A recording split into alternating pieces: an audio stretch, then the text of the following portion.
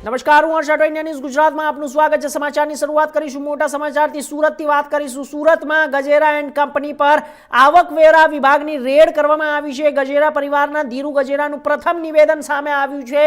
ધીરુ ગજેરાએ સ્પષ્ટતા કરતા જણાવ્યું કે તેમના તમામ ભાઈઓ આઈટી વિભાગની તપાસમાં સંપૂર્ણ સાથ સરકાર આપી રહ્યા છે। તેમણે વધુમાં કહ્યું કે હું સંપૂર્ણપણે ઇન્ડિપેન્ડન્ટ છું અને આ સાથે જ પહેલેથી જ એકલો રહ્યો છું। મારી રાજકીય કારકિર્દીની શરૂઆત 1972થી થઈ છે અને હું વર્ષોથી ભાજપમાં કાર્યરત છું અને શહેરના હિતમાં દરેક મુદ્દે હું હંમેશા અવાજ ઉઠાવતો આવ્યો છું। હાલ તપાસ ચાલી રહી છે, જે કંઈ સત્ય હશે તે બહાર આવશે। તેમણે વધુમાં જણાવ્યું કે તેમના ભાઈઓના ધંધા વિશે તેમને કાંઈ જાણકારી નથી, પરંતુ તેમના પાંચે ભાઈઓ તપાસ એજન્સીઓને સંપૂર્ણ સહકાર આપી રહ્યા છે। જે રીતે આપના ભાઈઓને ત્યાં રેડ આઈટીની ચાલી રહી છે, શું કહેવું છે તમારું? હવે ખરેખર તો મિત્રો, તમે બધા મને જાહેર જીવનથી જાણો છો। હું ઘણા દિવસથી, આ 4 દિવસથી મીડિયાના સંપર્કના તમે બધા મિત્રો, અંગત મિત્રો છો અને ફોન આવે હું થાકી ગયો છું। 1971થી સુરતમાં આવ્યો ત્યારથી મારો ઇતિહાસ, લાંબો ઇતિહાસ તમે જાણો છો। હું રાજકીય માણસ છું। 1971-72માં મોરારજીભાઈનો કન્વીનર રહ્યો, 77માં મોરારજીભાઈનું કતારગામ વેડબ્લ્યુ સિંગણપુરનો કન્વીનર રહ્યો છું। 80માં અશોક મહેતાનો કાશીરામ ચૂંટણી જેટલી લ્યા, કાશીરામ 84, 89, 91, 96, 98, 99, 2004 7 લોકસભા હાથમાં એનો કન્વીનર, 2009ની લોકસભા હું લડ્યો। હું 10 વર્ષ હું કોર્પોરેટર રહ્યો, 15 વર્ષ ધારાસભ્ય રહ્યો છું। ભારતીય જનતા પાર્ટીને પેદા કરવા માટે કાશીરામ રાણાની આગેવાનીમાં અને ફકીરભાઈ નરોત્તમભાઈની આગેવાનીમાં આ શહેરની અંદર હું કોર્પોરેટર હતો। 88, 89, 90માં મેં 350 દિવસમાં કોંગ્રેસ સામે 250 દિવસ મેં આંદોલન કર્યું અને ભાજપ ત્યારે પેદા થયું। ત્યારે 89માં અમે લોકસભાની કાશીરામ રાણાની પહેલી ચૂંટણી જીત્યા છે। એટલે મારો સ્વભાવ છે પ્રજાના સુખે સુખી ને પ્રજાના દુઃખે દુઃખી, અને પ્રજાના પ્રશ્નો ઉચકો એ મારા સ્વભાવમાં છે। આજે 72 વર્ષની મારી ઉંમર થઈ તો હું આજે પ્રજાના પ્રશ્નો ઉચકું છું, કારણ કે રાષ્ટ્રહિત અને સમાજહિત અને શૈક્ષણિક તેમજ યુવાન ધનને ધ્યાનમાં રાખીને હું મારા પ્રશ્નો ઉચકું છું, અને એ ઊંચકતો રહેવાનું, એ કે જશું મારા સ્વભાવમાં જવાનું નથી મરું ત્યાં સુધી। અને મારા ભાઈઓ છે ઇન્ડિપેન્ડન્ટ છે। હું એક વર્ષ ત્યારથી મારા ભાઈ વસંતભાઈ, ગીધુભાઈ, ચુનીભાઈ, અશોકભાઈ અને બકુલભાઈ, એ પાંચેયનું ગ્રુપ છે। એ પાંચે ભાઈ જુદા છે। નથીમાં તો કોઈ મારે કોઈ સ્કૂલની અંદર મારો કોઈ હિસ્સો નથી। લક્ષ્મી ડાયમંડના કોઈ ઇન્ડિપેન્ડન્ટ છે। ત્યાર પછી જે સ્કૂલો છે, શાળાઓ છે, કોલેજો છે, એમાં કોઈ નથી। ક્યારેય તમે મને જોયો પણ નહીં હોય કોઈ સ્કૂલમાં કે લક્ષ્મી ડાયમંડમાં, ક્યારેય મને જોયો પણ નહીં હોય। તમે કોઈ કાર્યક્રમમાં પણ ન જોયો હોય, અને જ્યારે સ્કૂલના કે એના ફંક્શનોમાં જેના ફોટા મૂકતા છે એમાં પણ મારો ફોટો ક્યારેય તમે નહીં જોયો હોય, એ તમે જાણો છો। તો પછી મીડિયાએ જે પહેલાં દિવ્ય ભાસ્કર તમે અન્ય સમાચારોએ પહેલે દિવસે જ્યારે મારું નામ લખ્યું ત્યારે મને દુઃખ થયું કે બધાને ખબર છે, જેટલા મીડિયાના વિશ્વપિતા છે તેમજ આખા ગુજરાતના ભારતીય જનતા પાર્ટીના આગેવાનોથી મને બધાને ખબર છે કે ધીરુભાઈ અલગ છે, છતાં મારું નામ એને જોઈન્ટ કરવામાં આવ્યું, કારણ કે હું મારું રાજકીય જીવન છે, મારું સામાન્ય, હું કોઈ બિઝનેસમેન નથી, કોઈ બિલ્ડર નથી, લેના કોઈ દેના, મારું સામાજિક સંસ્થાઓને લોકોને હિતની મદદ, કોઈનું એડમિશન બાબતમાં હોય, મેડિકલ બાબતમાં થઈ શકે એ મદદ કરવાની અને પ્રજાના પ્રશ્નો ઉચકવાના, આ મારું નેચર છે અને ઉચકતો રહ્યો છું। અને જે મારા ભાઈઓ છે ખૂબ તપાસમાં સહકાર આપતા રહ્યા છે। એમાં મારા ભાઈઓ છે, એમાં મારે ના નહીં, અમે પારિવારિક સંબંધ છે, પણ હું પહેલેથી ઇન્ડિપેન્ડન્ટ છું 1971થી, અને 5 ભાઈઓ જુદા છે, અલગ એનું ગ્રુપ છે। નહીં કશું મને કશી હું કોઈને જાણતો વગર હું કેમ કહું? હું જે જાણું છું, આગળ મને રાજકીય પૂછો કે આ કયા વર્ષમાં કયું આંદોલન થયું, કોણે કહે, તો હું જવાબ આપું। બાકી હું મુંબઈ કોઈ દી ગયો નથી, મુંબઈમાં કોઈ દી ઓફિસે નહીં જોયો, કોઈ દી તમે કહે તો હું કેમ જવાબ? તમે ખોટા પ્રશ્નો પૂછો તો હું જવાબ કેમ આપું? મને જે હું જાણતો એ પ્રશ્ન જવાબ આપું, મેં આપી દીધા। અને મારા ભાઈઓ સહકાર આપતા હશે ને, એ બધું મતલબ એ લોકો અધિકારીઓ છે, એ બધું મતલબમાં જે હશે એ મતલબ તપાસ। તો વાત આમોદની કરીશું। આમોદની અંદર જ્યારે દબાણખોરોને 3 ફેબ્રુઆરીનું અલ્ટિમેટમ જંબુસર બાદ હવે આમોદ શહેરમાં મેગા ડિમોલેશનની તૈયારીઓ તેજ બની ગઈ છે। પ્રાંત અધિકારી સુપ્રિયા ગાંગુલી અને પાલિકા તંત્ર દ્વારા ગેરકાયદેસર દબાણો સામે લાલ આંખ કરવામાં આવી છે। તો આમોદ નગરપાલિકાએ તમામ દબાણખોરોને અને લારી ગલ્લા ધારકોને 3 ફેબ્રુઆરી 2026 સુધીમાં સ્વેચ્છાએ દબાણ હટાવવાનું અલ્ટિમેટમ આપ્યું છે। નેશનલ હાઈવે 64 પર તિલક મેદાન સુધીના વિસ્તારમાં સઘન માપણી હાથ ધરાઈ, જેમાં રોડની બંને તરફ આશરે 18 મીટર સુધીના દબાણો પર અને પાર્કિંગ કરવામાં આવ્યું છે। તો કોઈ જે માર્કિંગ છે તે અનિચ્છનીય ઘટના ન બને તે માટે પોલીસ ઇન્સ્પેક્ટર આરબી જ્યારે કરમઠિયાના નેતૃત્વમાં પોલીસનો કાફલો તૈનાત રહેશે। જો નિર્ધારિત સમયમાં દબાણો નહીં હટે તો કોઈપણ બાંધછોડ વગર બુલડોઝર ફેરવી દેવામાં આવશે। સ્થાનિક તંત્રની આ કામગીરીને આવકારી અને તેની સાથે જ માંગ પણ લોકો કરી રહ્યા છે. માત્ર રસ્તા ખુલ્લા કરવા પૂરતું નહીં, દબાણ હટાવ્યા બાદ ડ્રેનેજ, પીવાનું પાણી અને સારા રસ્તા જેવી પ્રાથમિક સુવિધાઓ પણ સત્વરે પૂરી પાડવામાં આવે. આજ રોજ તારીખ 31/1/2026 રોજ માનનીય પ્રાંત અધિકારી શ્રી તેમજ પોલીસ ઇન્સ્પેક્ટર સાહેબ શ્રી તેમજ ચીફ ઓફિસર શ્રી આમોદ નગરપાલિકા દ્વારા આમોદ નગરના રહેવાસીઓને જાહેર વિનંતી કરવામાં આવે છે કે આમોદ જે મુખ્ય માર્ગો પર જે દબાણો કરેલ છે રોડની બાજુમાં, તે સ્વેચ્છાએ તારીખ 3/2/2026 સુધીમાં હટાવી લઈને તે તારીખ 3/2/2026 પછી ગમે ત્યારે બુલડોઝરથી એ સદરુ દબાણ. અમરેલી ભાવનગર સોમનાથ નેશનલ હાઈવે પર બન્યો વન્ય પ્રાણીઓ માટે ઘાતક, જ્યારે જાફરાબાદના નાગેશ્રી નજીક વાહન અડફેટે સિંહણનું મોત નીપજ્યું છે. આ સાથે જ નાગેશ્રીના ટોલ નાકા નજીક અજાણ્યું વાહન સિંહણનો અકસ્માત સર્જી નાસી છૂટ્યો. વાહન અડફેટે 3 થી 5 વર્ષની સિંહણનું ઘટના સ્થળે મોત નીપજ્યું છે. વાહન અથડાતા સિંહણનું ઘટના સ્થળે મોત નીપજ્યું હોવાના જાણવા મળ્યું છે. સિંહણના મોતની ઘટનાથી વન વિભાગ ઘટના સ્થળે પહોંચ્યું હતું અને ગત 4 જાન્યુઆરીએ પણ વાહન અડફેટે થયું હતું અને એક સિંહણનું મોત થયું છે. 5 દિવસે અગાઉ નેશનલ હાઈવે પર અને દીપડાનું વાહન અડફેટે થયું છે. મારું નામ પ્રતાપભાઈ વરુ. અત્યારે આ 1 મહિનામાં ત્રીજી ઘટના બની છે. પહેલાં હેમાળ નજીક સિંહણનું વાહન અકસ્માતે મૃત્યુ પામી છે. એ પછી અત્યારે 6 દિવસ પહેલાં બાલાની વાવ નજીક વાહન અકસ્માતે દીપડીનું મૃત્યુ થયું છે. આજ રોજ નાગેશ્રી નજીક ટોલ પ્લાઝા પાસે વાહન અકસ્માતે હમણાં જ સિંહણનું મૃત્યુ થયું છે. તો અત્યારે સ્થાનિક ખેડૂતોમાં રોષ છે કે ભાઈ ખરેખર આ વન્ય પ્રાણી અવરજવર અમને ખેડૂતોને પણ કવરાવે છે. તો છતાં અત્યારે વન વિભાગ દ્વારા તાત્કાલિક થોડો સ્ટાફ વધારવામાં આવે અને અત્યારે આ જે હાઈવે નેશનલ હાઈવે જે છે એ બની છે એમાં અત્યારે 100ની સ્પીડમાં જ વાહન ચાલકો જતા હોય છે. તો વાહન ચાલકોનો શું દોષ? એ વન્ય પ્રાણીની અવરજવર કરતા હોય છે તો અજાણ્યા વાહન ચાલકોને તો ખબર હોતી નથી કે વન્ય પ્રાણી આનો વિસ્તાર છે. તો વાહન ચાલકોને ભોગ બનવો પડે છે અને ખરેખર આ જંગલ ખાતાના કાયદાઓમાં વાહન ચાલકો છૂટી શકતા નથી. તો પછી અત્યારે જો હવે પછી ટેકરો તો સ્ટાફ વધારવામાં નહીં આવે તો આ વિસ્તારના ખેડૂતો ગાંધી ચિંધ્યા માર્ગે આંદોલન કરવાની ફરજ પડશે અને તમામ જવાબદારી જંગલ ખાતાની રહેશે એવું ખેડૂતો આ વિસ્તાર. વડોદરાના એસઓજીના એએસઆઈ લક્ષ્મીકાંત દેસાઈની સ્ટેટ મોનિટરિંગ સેલ દ્વારા ધરપકડ કરી લેવામાં આવ્યું છે. શહેરમાં થયેલા નાર્કોટિક્સના કેસને લઈને મોટા ખુલાસા સામે આવ્યા છે.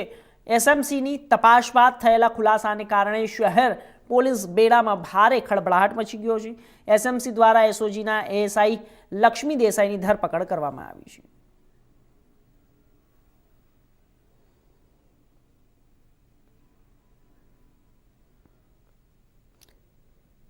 તો આપને જણાવી દઈએ કે જ્યારે નાર્કો ટેસ્ટ દરમિયાન એક એએસઆઈની ધરપકડ કરવામાં આવી છે અને આ સાથે જ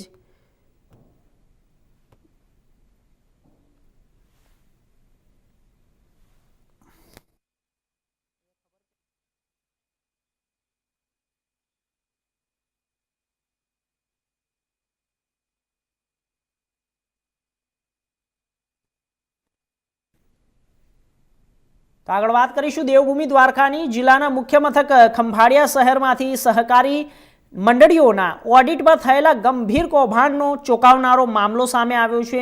સરકારી સેવામાં ફરજ બજાવતા અધિકારીઓ દ્વારા ખોટી સહી અને સિક્કાનો ઉપયોગ કરીને ગેરકાયદેસર રીતે ઓડિટ કરવામાં આવ્યું હોવાનું ખુલતા ભારે ચકચાર મચી જવા પામ્યું છે. ખંભાળિયા યોગેશ્વર નગર વિસ્તારમાં રહેતા મહેન્દ્રસિંહ ટેમ્ભા જાડેજા ઉપર 49 વર્ષ તેમની ઉંમર છે. આ સાથે જ દેવભૂમિ દ્વારકા જિલ્લા રજિસ્ટ્રાર સહકારી મંડળીઓની કચેરી ખાતે મદદનીશ સહકારી અધિકારી તરીકે રાજસેવક હતા.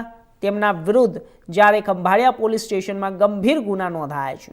તો 1 મે 2024 થી 30 જૂન 24 દરમિયાન મહેન્દ્રસિંહ જાડેજાએ પોતે અધિકૃત ચાર્ટર્ડ એકાઉન્ટ ન હોવા છતાં ગુજરાત સહકારી મંડળીઓના અધિનિયમ જોગવાઈનો ભંગ કરી દે અને દેવભૂમિ દ્વારકા જિલ્લાના કુલ 26 અલગ અલગ સહકારી મંડળીઓના ઓડિટ કરી નાખ્યા. તો ઓડિટ કરવાની સત્તા ન હોવા છતાં પણ અંગત આર્થિક લાભ મેળવવાના હેતુથી આ કામગીરીઓ કરવામાં આવી છે. દેવભૂમિ દ્વારકા જિલ્લાના ખંભાળિયા પોલીસ સ્ટેશન ખાતે એક ગુનો નોંધવામાં આવ્યો છે. આ જે ગુનો છે એ આઈપીસીની કલમ 409, 418, 419, 465, 468 અને 471 મુજબ દાખલ કરવામાં આવ્યો છે. આ ગુનાની વિગત એવી છે કે દેવભૂમિ દ્વારકા જિલ્લામાં જે જિલ્લા રજિસ્ટરની કચેરી આવેલી છે ત્યાં આગળ મદદનીશ સહકારી અધિકારી તરીકે શ્રી મહેન્દ્રસિંહ ટેમ્પા ઝાલા ફરજ બજાવી રહ્યા હતા. છેલ્લા 2 વર્ષ દરમિયાન તેમના દ્વારા અનઅધિકૃત રીતે કુલ મળીને 26 જેટલી જે મંડળીઓ છે તેનું ઓડિટ કરવામાં આવ્યું હતું. આ જે ઓડિટ કરવાની જે સત્તા હોય છે એ સત્તાવાર હુકમથી જે તે સીએને સોંપવામાં આવતી હોય છે. પણ આ જે આરોપી છે તેમના દ્વારા તેને કોઈ જાણ કર્યા વગર પોતાના અંગત સ્વાર્થ માટે આ 26 જે મંડળીઓ છે તેનું ઓડિટ કરવામાં આવ્યું હતું. તેને કોઈ ઉપરી અધિકારીની પરવાનગી આ બાબતે મેળવેલ ન હોય અને જે તેમના દ્વારા જે નાણાં મેળવવામાં આવ્યા હોય એ પોતાના અંગત લાભ માટે ઉચાપતના ભાગરૂપે તેમના દ્વારા સ્વીકારેલ હોય.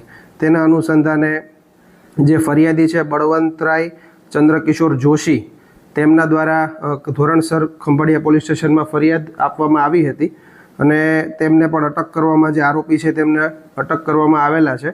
આગળની જે તપાસ છે તે પીએસઆઈ એસો સાંધનાઓ ચલાવી રહ્યા છે. હાલ તપાસ ચાલુ છે. સર, આરોપીએ કેટલાક રૂપિયા વસૂલ્યા છે? અમને જે મુજબ પ્રાથમિક માહિતી મળી છે તે મુજબ એક મંડળીના લગભગ 3000 રૂપિયા તેમના દ્વારા સ્વીકારવામાં આવેલ છે. તેવા લગભગ 26 મંડળીઓ છે જેનું ઓડિટ તેમના દ્વારા ગેરકાયદેસર રીતે કરવામાં આવેલ છે. બાકીની જે વિગતો છે એ તપાસ દરમિયાન જાણવા મળશે અમને. તો આણંદના કરમસદ મહાનગરપાલિકાના ટાઉન પ્લાનિંગ અને એસ્ટેટ વિભાગની ટીમ દ્વારા આસ્મિક લાભવેલ રોડ પર આવેલ ઝાયડસ હોસ્પિટલની પાછળ તુલિપ મલ્ટી સ્પેશિયાલિસ્ટ હોસ્પિટલની ઓચિંતી તપાસ હાથ ધરી હતી, જેમાં હોસ્પિટલના કબજેદાર પાસેથી હોસ્પિટલની બાંધકામ મંજૂર થયેલ પ્લાન, બીયુ પરમિશન અને ફાયર એનઓસી અંગે ચકાસણી કરતા તુલિપ હોસ્પિટલના કબજેદારો પાસે સક્ષમ ઓથોરિટી પાસેથી મેળવેલ પરમિશન ન હોવાથી મહાનગરપાલિકાના એસ્ટેટ વિભાગ દ્વારા હોસ્પિટલને વહીવટી ચાર્જ પેટે 1 લાખનો દંડ ફટકારવામાં આવ્યો હતો.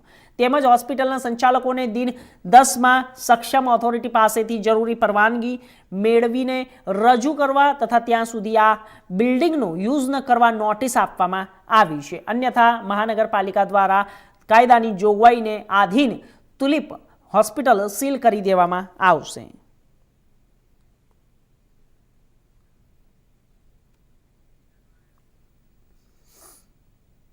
તો યાત્રાધામ શામળાજી ખાતે નવનિયુક્ત ગુજરાત પ્રદેશ ભાજપના આદિજાતિ મોરચાના પ્રદેશ પ્રમુખ ગણપતભાઈ વસાવાનો સત્કાર સમારંભ યોજાયો.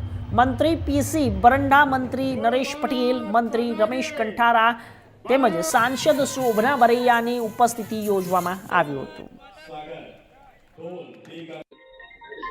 અરવલ્લી જિલ્લાના આદિવાસી સમાજ દ્વારા આદિવાસી સમાજનું ખૂબ મોટા સંમેલનનું આયોજન થયું હતું અને આ કાર્યક્રમની અંદર અમારા રાજ્ય સરકારના આદિવાસી સમાજનું નેતૃત્વ કરતા એવા નરેશભાઈ પટેલ સાહેબ, આ જ વિસ્તારનું ગૌરવ અને રિટાયર આઈપીએસ અને હાલ ગુજરાત સરકારમાં મંત્રી બન્યા છે એવા અમારા પીસી બરાંડા સાહેબ પણ ઉપસ્થિત હતા. એ જ પ્રકારે લોકલાડીલા સાંસદ શ્રી અમારા મંત્રી શ્રી રમેશભાઈ કટારાજી પણ હાજર હતા. આજે જોઈ શકીએ છીએ કે ભારતીય જનતા પાર્ટીની સરકાર આવી પછી જે પ્રકારે અરવલ્લી જિલ્લો, એક સમય એવો હતો કે અરવલ્લી જિલ્લો એટલે કોંગ્રેસની વોટ બેંક અને વિકાસની દ્રષ્ટિએ જોઈએ તો વિકાસમાં છેલ્લા નંબરે હતો. પણ આદરણીય પ્રધાનમંત્રી શ્રી નરેન્દ્રભાઈ મોદી સાહેબના માર્ગદર્શન હેઠળ આદરણીય ભૂપેન્દ્રભાઈ પટેલ સાહેબે જે પ્રકારે અરવલ્લી જિલ્લાનો વિકાસ કર્યો છે ત્યારે અમારી રાજકીય વિરોધી પાર્ટીઓ અમારા આદિવાસી સમાજને ગમે એટલા ગુમરાહ કરશે, ગમે એટલા જૂઠાણા ચલાવશે. ખાસ કરીને આજે અરવલ્લી જિલ્લાની અંદર આદિવાસી સમાજનું સંમેલન હતું. સાથે સાથે ભારતીય જનતા પાર્ટી જિલ્લા આયોજિત આદિવાસી મોરચાના અધ્યક્ષ પ્રદેશના ભાઈ શ્રી ગણપતભાઈ વસાવાજીનું પણ સન્માન હતું. અમે આ રીતે પૂરા ગુજરાતની અંદર 14 જિલ્લાની અંદર જવાના છીએ. આજે 6 જિલ્લાના કાર્યક્રમ પૂર્ણ થાય છે. હજુ અમારા 8 જેટલા જિલ્લાઓ બાકી છે. દરેક જગ્યાએ ખૂબ સારા કાર્યક્રમો થાય છે. આજે અહીંયા પણ એક આદિવાસી સીટ ફક્ત એક હોવા છતાં પણ ખૂબ સારું સંમેલન હતું. ખૂબ મોટી સંખ્યામાં લોકો જોડાયા હતા અને ખાસ કરીને અમે મંત્રીશ્રીઓ પણ બધા ઉપસ્થિત હતા. હું ચોક્કસ આપના માધ્યમ દ્વારા અરવલ્લી જિલ્લાને ખાતરી આપવા માગું છું. કેટલાક સમયથી કેટલાક ગુમરાહ કરવાના પ્રયત્ન કરી રહ્યા છે. કુદરતે આપેલી આ ગિરિમાળા એ ખૂબ મોટું સૌંદર્યનું આપણા માટે આપણને ગર્વ થાય. શામળાજીની શોભા આ ગિરિમાળાના લીધે છે. આ પવિત્ર ધરતી આ ગિરિમાળાના લીધે છે. આ ગિરિમાળાનું સૌંદર્યને ધ્યાનમાં રાખીને જ ભગવાનજીએ શામળાજીએ પણ આ પવિત્ર ધરતીને પસંદ કરી છે. આવી એક પવિત્ર ધરતી ઉપર જે ગિરિમાળા માટે જે ખનન કરવાની જે વાતો કરે છે અને લોકોને ગુમરાહ કરીને એમના તરફ દોરવાના જે પ્રયત્ન કરે છે, હું ચોક્કસ આપના માધ્યમ દ્વારા અરવલ્લી જિલ્લાના તમામ લોકોને ખાતરી આપું છું, કોઈ પણ પ્રકારનું ખનન થવાનું નથી. કોઈએ ગભરાવાની જરૂર નથી. ભારતીય જનતા પાર્ટીએ અરવલ્લી જિલ્લાને તો એક મોટા સમાચાર સામે આવી રહ્યા છે. આપણે જણાવી દઈએ બ્રેકિંગ ન્યૂઝ. સુરેન્દ્રનગરથી રાજુભાઈ કપરાડાની જામીનને મંજૂર મળી ગઈ છે. સર્કિટ હાઉસમાં ગોપાલ ઇટાલિયાની હાજરીમાં પ્રેસ કોન્ફરન્સ યોજાઈ છે. ખેડૂતોના પ્રશ્નો માટે આગામી સમયમાં લડત ચાલુ રાખવાની વાત કરી છે. 108 દિવસ બાદ જામીન પર મુક્ત થયા છે. સહયોગ આપનાર ખેડૂતોનો આભાર પણ વ્યક્ત કરવામાં આવ્યો છે. આપને જણાવી દઈએ કે જ્યારે સૌથી મોટા સમાચાર સામે આવ્યા છે કે જામીન ઉપર મુક્ત થયા છે, તે દરમિયાન ખેડૂતોનો પણ આભાર માન્યો છે અને આ સાથે તમામ લોકોનો આભાર વ્યક્ત કર્યો છે. સુરેન્દ્રનગરથી રાજુભાઈ કપરાડાના મોટા સમાચાર સામે આવ્યા છે. સીધા દ્રશ્યો બતાવી રહ્યા છે આપને.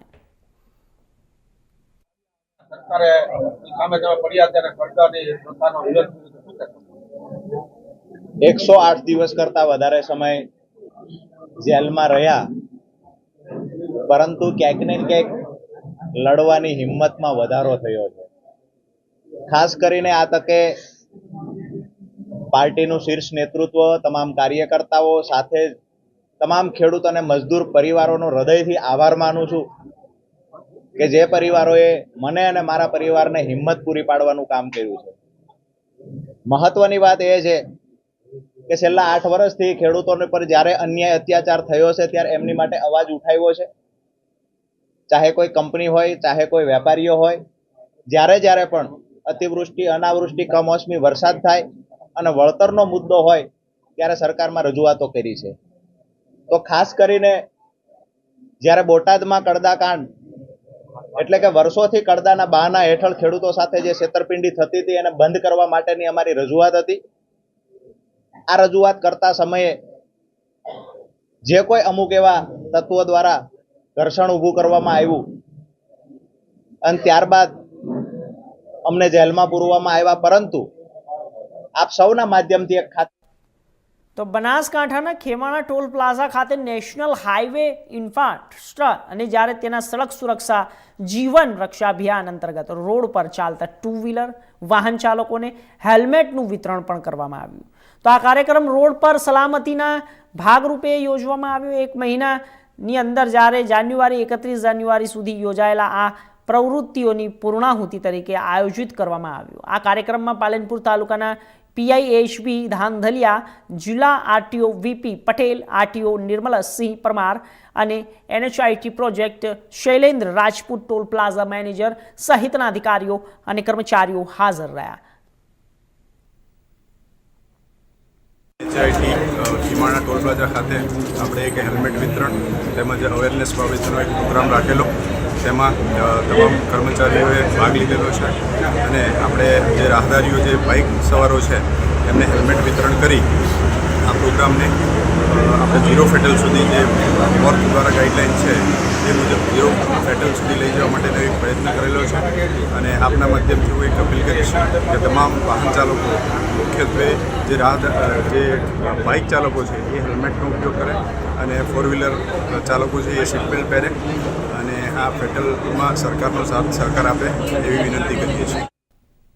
તો સુરેન્દ્રનગર ચોટીલા યાત્રાધામ નજીક હોટલોમાં વેશ્યાવૃત્તિ ચાલતી હોવાની ફરિયાદ બાદ તંત્રની મોટી કાર્યવાહી સામે આવી છે. નાયબ કલેક્ટર તથા sub divisional magistrate Chotila ST Makwana દ્વારા મળેલ વિશ્વસનીય માહિતીના આધારે કાર્યવાહી થઈ છે.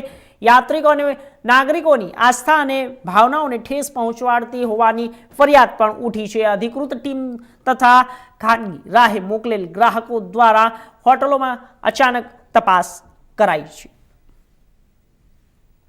અંદર અનૈતિક વેપાર નિવારણ અધિનિયમ એટલે કે ઇલિસિટ ટ્રાફિક પ્રિવેન્શન એક્ટ 1956 મુજબ વેશ્યાવૃત્તિ સંપૂર્ણ પ્રતિબંધ છે અને આવા અનૈતિક વેપાર કરવા એ ગુનો બને છે. આજથી 15 દિવસ પહેલા અમોને વિશ્વસનીય અને આધારભૂત માહિતી મળેલ કે ચોટીલા યાત્રાધામની આજુબાજુ આવેલ હોટલ અને નેશનલ હાઈવે 47 પર આવેલી અમુક હોટલોની અંદર આવી અનૈતિક વેપાર પ્રવૃત્તિઓ ચાલે છે, જે ખૂબ જ ગંભીર હોય અને ચોટીલા એ એક પવિત્ર યાત્રાધામ હોય, ત્યાં આવતા નાગરિકો અને યાત્રિકોની ભાવનાઓ અને આસ્થાને ઠેસ પહોંચે તેવી કોઈ પણ પ્રવૃત્તિ ચલાવી લેવાય નહીં. જેને ધ્યાને રાખી અને ગઈકાલે અમોએ અધિકૃત ટીમો બનાવી તેમજ સાથે સાથે ગ્રાહકોની વ્યવસ્થા કરી અને તો વાપી ટાઉન પોલીસે એક સરાહનીય પહેલ કરીને ખોવાયેલા 23 કિંમતી મોબાઈલો ફોન તેમના સાચા માલિકોને પરત સોંપ્યા છે. આ મોબાઈલ ફોનની કુલ કિંમત અંદાજે 5 લાખ રૂપિયા હોવાનું જણાવાઈ રહ્યું છે. વાપી ટાઉન પોલીસ સ્ટેશન દ્વારા આયોજિત 13 તુચકો અર્પણ કાર્યક્રમમાં ડીવાયએસપી BN દવે અને વાપી ટાઉન પોલીસ ઇન્સ્પેક્ટર મયુર પટેલની હાજરીમાં મોબાઈલ ધારકોને તેમના ફોન સોંપવામાં આવ્યા છે. આજરોજ વાપી ટાઉન પોલીસ સ્ટેશનમાં જે લોકોના મોબાઈલ ગુમ થયા હતા, ચોરાઈ ગયા હતા, એ મોબાઈલ શોધી અને એમને પરત આપવામાં આવ્યા છે. ગુજરાત સરકાર દ્વારા જાહેર કરેલ કાર્યક્રમ 13 તુચકો અંતર્ગત આજરોજ 23 જેટલા લોકોને એમની 5,71,000 જેટલી કિંમતના મોબાઈલ વાપી ટાઉન પોલીસ દ્વારા શોધી અને પરત આપવામાં આવ્યા છે.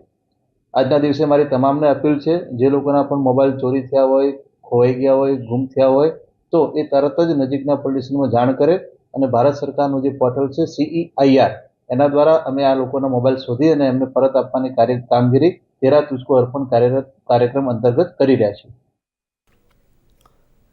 તો હિંમતનગરના સાબરકાંઠા જિલ્લાના હિંમતનગર ખાતે ઉમિયાવાડી વિસ્તારમાં આયુષ મેળાનું આયોજન કરવામાં આવ્યું. ગાંધીનગર નિયામક કચેરી વિભાગ અને સરકારી આયુર્વેદિક હોસ્પિટલના સહયોગથી યોજાયેલા મેળામાં નિદાન કેમ્પનું આયોજન કરવામાં આવ્યું. આ કેમ્પ દરમિયાન લોકોને મફત આરોગ્ય તપાસ દવાઓ આપવામાં આવી. આયુર્વેદિક પદ્ધતિ દ્વારા સાંધાના રોગો, પેટના રોગો, ચામડીના રોગો, સ્ત્રી રોગો તેમજ બાળ રોગોની તપાસ કરી યોગ્ય સારવાર આપવામાં આવી હતી. આજના દિવસમાં આયુર્વેદ હોસ્પિટલ તરફથી ફ્રી દવા, ફ્રી નિદાનનું આયોજન કરેલું અને જેમાં સર્વ રોગ નિદાન પણ કરી આપવામાં આવ્યું અને દરેકને દવા પણ ફ્રી ઓફ ચાર્જમાં આપવામાં રહી છે. અને ઘણા 11 થી 12 ડૉક્ટરો કન્સલ્ટન્ટ પોતે પોતાનો સમય આપી અને દવા પણ ફ્રી આપે છે. આયુર્વેદ એવું શાસ્ત્ર છે કે જે સ્વસ્થસ્ય સ્વાસ્થ્ય રક્ષણમ આતુરસ્ય પ્રશનમ છે, એટલે રોગને પહેલું સુખ તે જાતે ન રહે એમ, એટલે કેવી રીતે જીવવું. Okay sir. જય ધન્વંતરી. આજે નિયામક શ્રી આયુષની કચેરી ગાંધીનગર, આરોગ્ય પરિવાર કલ્યાણ વિભાગ અને સરકારી આયુર્વેદ હોસ્પિટલ હિંમતનગરના સહયોગથી અને માર્ગદર્શન હેઠળ અત્રે હિંમતનગર ખાતે ઉમિયા માતાજી કેમ્પસની અંદર CK પટેલ હોલ, જેની અંદર આજે આયુષ મેળાનું આયોજન કરવામાં આવ્યું છે અને તેમાં વિવિધ પ્રકારના રોગોની સારવાર, જેમ કે સાંધાના રોગો, પેટના રોગો, ચામડીના રોગો, રક્તમોક્ષણ, જલોકા વિચરણ અને પંચકર્મ વિશેની માહિતી, સ્ત્રી રોગ અને બાળ રોગ અને સુવર્ણપ્રાશનની સુવિધાઓ તેમજ હોમિયોપેથિક પદ્ધતિથી સારવાર. તો જૂનાગઢમાં મહાશિવરાત્રિના મેળા અંતર્ગત જ્યારે કલેક્ટર કચેરીમાં અધિકારીઓ, સાધુ સંતો સાથે ઉતારા મંડળની અલગ અલગ બેઠક યોજાઈ, જેમાં કલેક્ટર દ્વારા મેળાની રૂપરેખા જાહેર કરવામાં આવી છે. આ વખતે પ્રથમવાર મેળામાં દરેક યાત્રિકને ભરડાવાવ અને ગિરનાર દરવાજા સુધી છેક ભવનાથ સુધી ચાલીને જવું પડશે. 3 થી 3.5 કિલોમીટરના રૂટ પર અધિકારીઓના વાહનોને પણ જવા માટેની મનાઈ કરી દેવામાં આવી છે.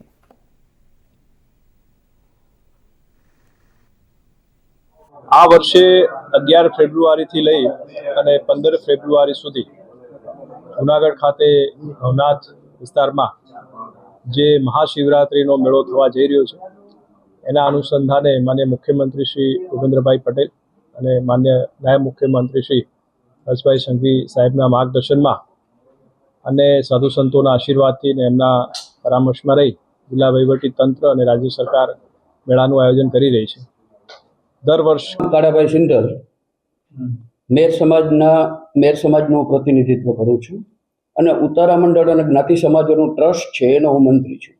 સાહેબ કેવી વ્યવસ્થા છે ને કેવું લાગે છે આપણે ટોટલ કેટલા મને પહેલી વાર એવું લાગ્યું કે તંત્ર એટલી હરકતમાં આવ્યું છે. જે ઉતારા મંડળનો અવાજ અત્યાર સુધી એટલો બધો સંભળાતો નહોતો, આ પહેલી વખત એને અમને પ્રાધાન્ય આપ્યું છે અને અમારી શું શું તકલીફો છે એના સૂચનો અમારી પાસેથી લીધા છે.